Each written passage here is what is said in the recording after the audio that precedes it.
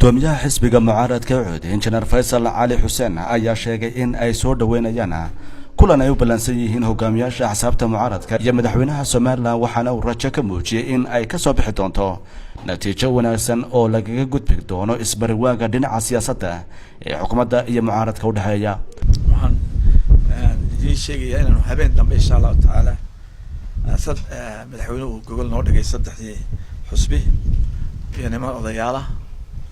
oo aan doonayna ka baahantaagna si doorasho nagu dhaceed 2019 waxaan soo duceeyay insha Allah taala in habeen dambe aanu ka baxno isbariwaagan soo jiitamay muddada dheer haddana wax iska simple oo dee waqti qaato ma ahayn waxay ka markhaati kacaysaa tamar daraanteena ay ka markhaati soo duceeya. Injineer Faysal Cali Waraabe ayaa dhinaca kale ka hadlay xiisadda ka taagan Baydhabo xadhiga Sheekh Mukhtaar Roobo iyo arrimo kale waxaanu sidoo kale xukuumadda madaxweyne Farmaajo ku eedeeyay in ay cagaha la gashay musuqmaasuq. marka hore waxaan taxsiinayaa dadka ku geeriyooday hortigamada ka dhacay Baydhabo ilaahay jannada ka waraabiyo waxaanu aad iyo aad u cambaaraynaynaa xadhigii Sheekh Mukhtaar ayaa cambaarayna waxaan baleenaynaa shacbiga rijiga degan Soomaaliya loo bixiyay koonfur galbeed yaanu hambaleenna sida wada jirka ay isku qabsanayaan inay xuquuqdooda iyo sharaftooda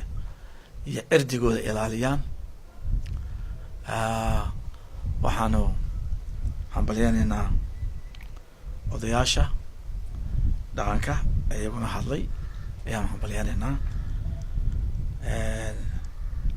waxaan leenahay sheekhana la soo daayo sheekha waa ogtihiin inuu noqday nin ka tanaasulay magaranaysaa inuu xukunka ku doono waddo xooga u doortay inuu waddo nabada oo dastuurka raaco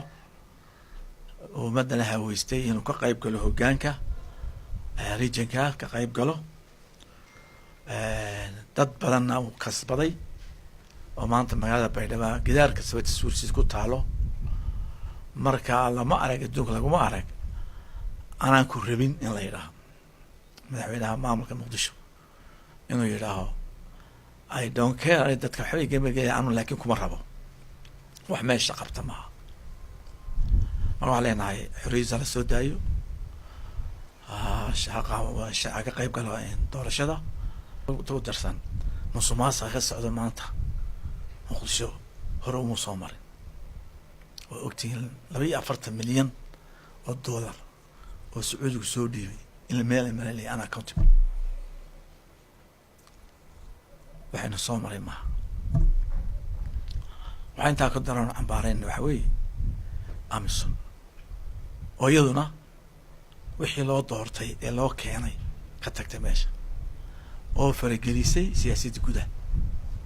oo xulafada dadka ay saaya ee siyaasadda isku haya Soomaaliya oo kala eexatay